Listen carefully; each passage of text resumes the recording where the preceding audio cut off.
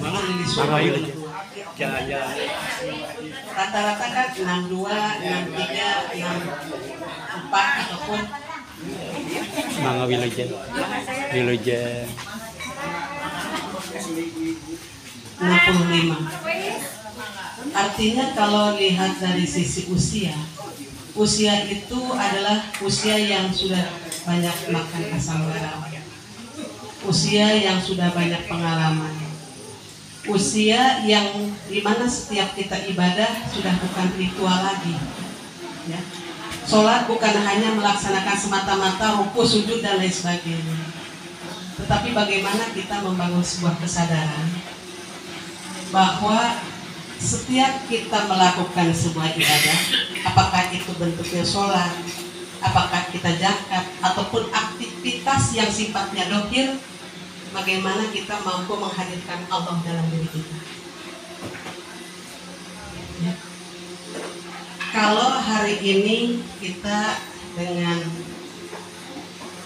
acara halal bihalal, mudah-mudahan hari ini Allah membukakan hati kita untuk bisa cahaya kita diisi oleh cahaya ilahi. Jadi usia 60, di atas 60 itu dari sisi cara berbicara sudah harus bijak, dari sisi lisan harus sudah matang. Apapun mungkin yang kita lakukan sudah tidak usah gerusak-gerusuk lagi, sudah tidak lagi kita mengedepankan nafsu amarah, tetapi yang harus kita kedepankan adalah nafsu mutmainnah. Oleh karena itu, pada kesempatan yang baik ini, saya mengajak kepada kita semua, termasuk diri saya sendiri, bahwa ingin membangun kesadaran ini. Apakah pernahkah kita bersyukur setiap sudah sholat? Ya Allah, segala puji bagimu yang memberikan kami nafas, segala puji bagimu yang memberikan kami detak jantung masih berdetak, yang memberikan kepada kami aliran darah dari otak dan sebagainya. Saya bukan suudon ya, mungkin jarang ya, yang kita pernah bersyukur, makasih ya Allah saya sehat, makasih ya Allah saya ini.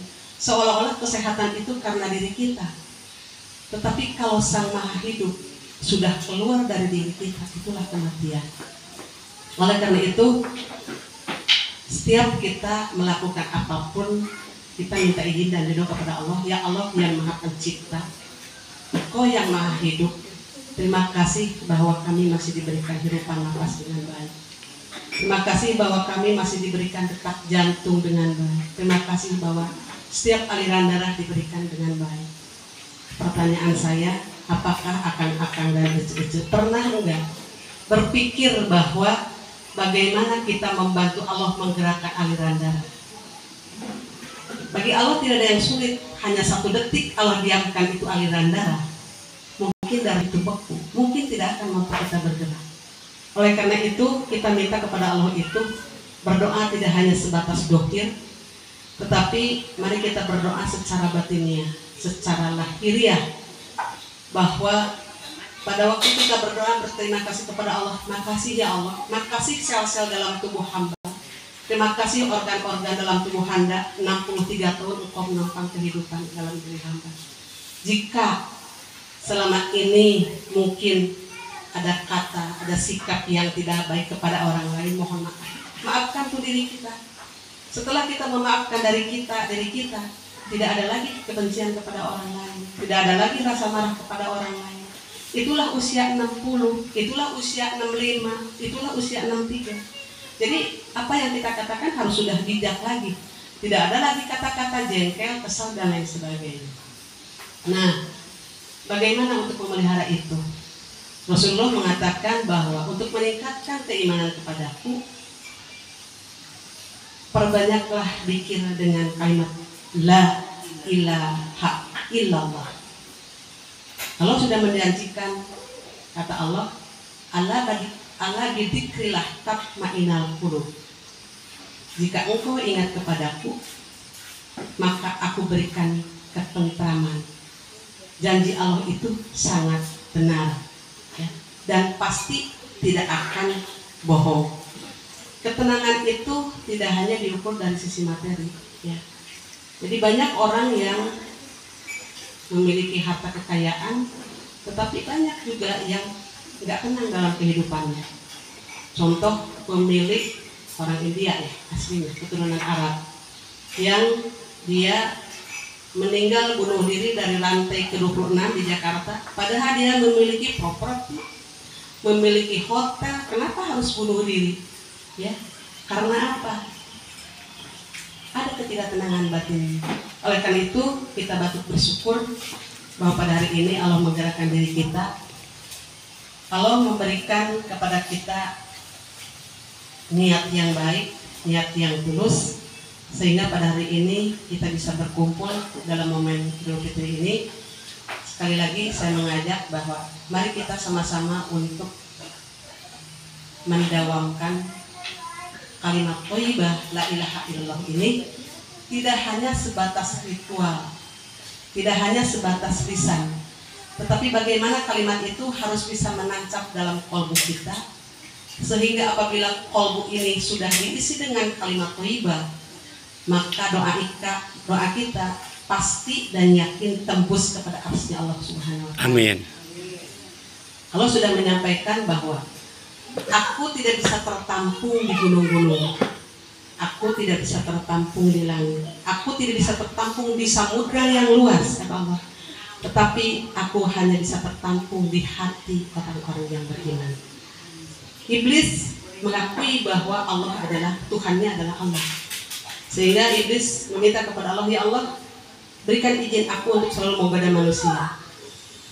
Kata Allah, silakan, engkau goda manusia dari depan, dari belakang, dari atas, dari bawah, dari kiri, dari kanan. Tetapi jangan engkau masuk kepada wilayahku. Di mana ya Allah wilayahmu? Kata Allah, wilayahku adalah di hati orang-orang yang ikhlas. Oleh karena itu, mudah-mudahan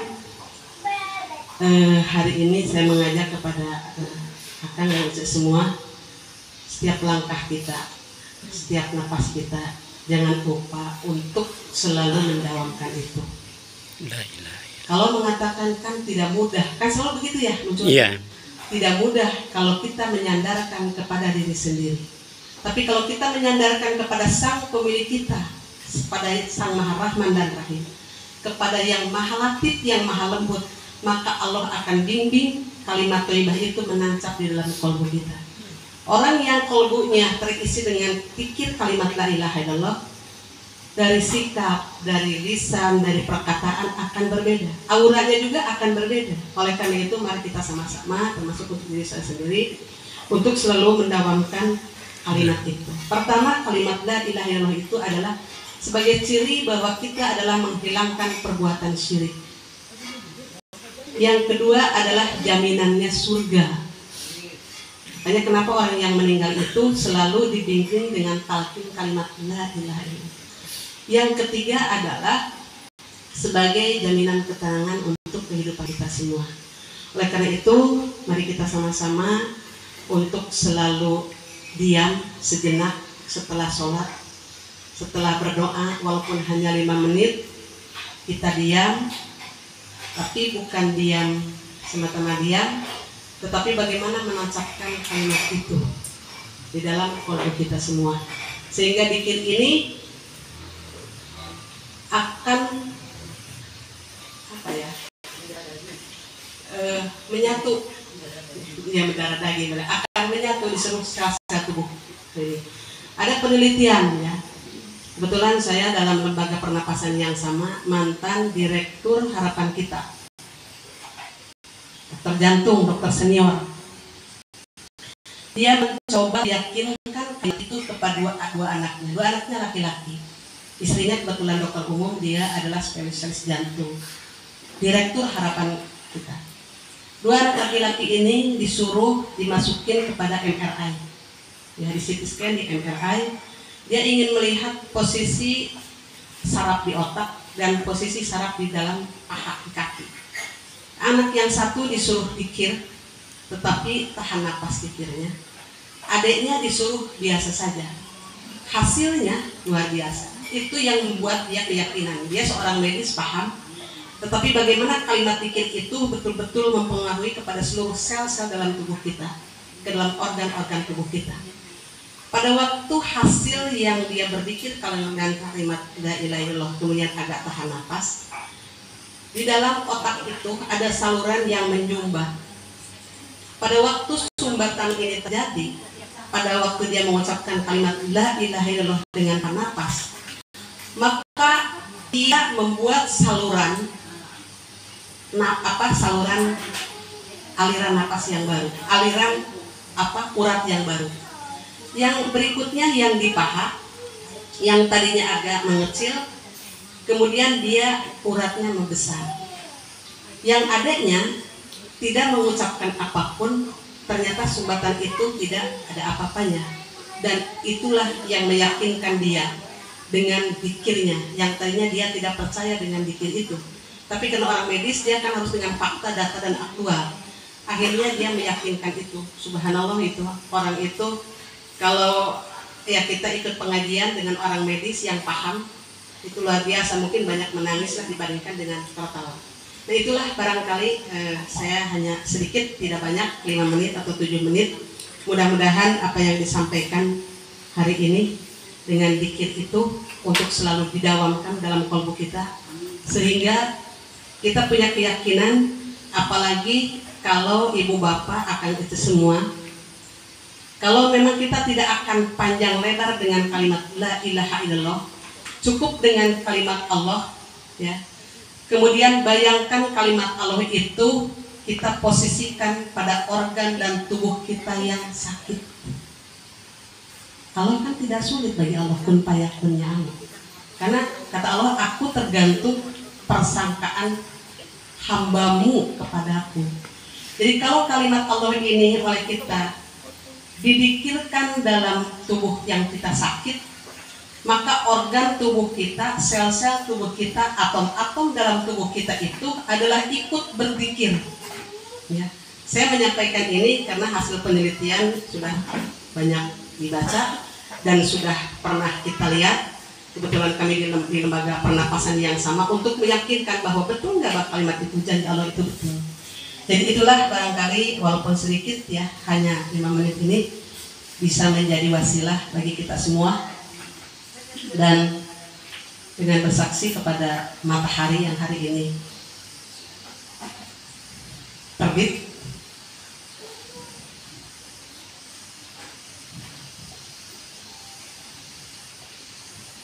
mudah-mudahan cahaya Allah masuk ke kalbu kita, sehingga kita akan dipertemukan lagi pada pertemuan 6 bulan berikutnya, bisa mengikuti bulan Ramadan berikutnya. Amin. Dan kita selalu dipanjangkan umur yang sehat, umur yang manfaat dan berkah. Itu saja barangkali yang kami sampaikan. Hasbunallah wa ni'mal wakil, ni'mal maula wa ni'man nasir, ghufranaka rabbana wa lakal masyir, wala haula wala quwwata illa billahil. Hasbiyallah la ilaha illa huwa alaihi tawakkaltu wa huwa rabbul arsyil azim. Bismillahirrahmanirrahim. La yashku illa Allah. Bismillahirrahmanirrahim. La yasrifu su'alallah. Bismillahirrahmanirrahim. Maka nami nikmati minallah. Bismillahirrahmanirrahim. La haula wala quwwata illa billah. Terima kasih atas segala perhatiannya. Mohon maaf atas segala kekurangannya. Bila taufiq wal hidayah. Wassalamualaikum warahmatullahi wabarakatuh. Pada hari